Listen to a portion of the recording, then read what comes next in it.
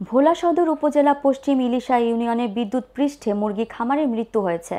সোমবার দুপুরে এ ঘটনা ঘটে। মৃত রাহার পশ্চিম ইলিশ ইউনিয়নের ৯ নং ওয়ার্ডে সুদূরচর গ্রামের মৃত মোহাম্মদ তাজুল ইসলামের ছেলে। ৪ ভাই বোনের মধ্যে সে তৃতীয়। স্থানীয়রা জানান, রাহাত তার মুরগির খামার পরিষ্কার করার জন্য পানির পাম্পের বৈদ্যুতিক সুইচ বোর্ডে হাত দিতে ছিটকে পড়ে যায়।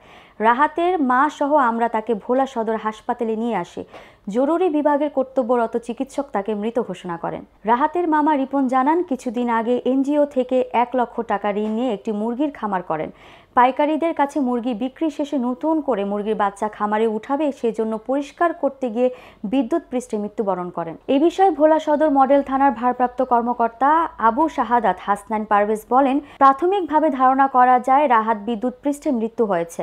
পরিবারের পক্ষ থেকে কারো প্রতি অভিযোগ না থাকায় আইনি প্রক্রিয়া শেষে লাশ পরিবারের কাছে হস্তান্তর করা হবে এবং থানায় একটি অপমৃত্যুর মামলা হবে।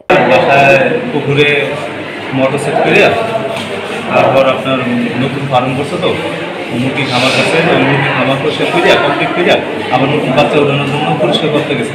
ওই অবস্থায় আবার পুকুরে যায় মোটর দিয়ে পানি দিয়ে পরিষ্কার করার জন্য মোটর চালে দিয়ে লাইন করে পুকুরটা মোটর চালে দিতে গেছে, তখন ওখানে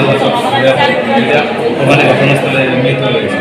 এই পরিচয় পরিস্থিতি। তারপরে নগদ আমরা হসপিটাল নিয়ে এসেছি। এই অবস্থায় এসে এখানে মৃত্যু ঘোষণা করছে। আমি গিয়ে একটু দেখতে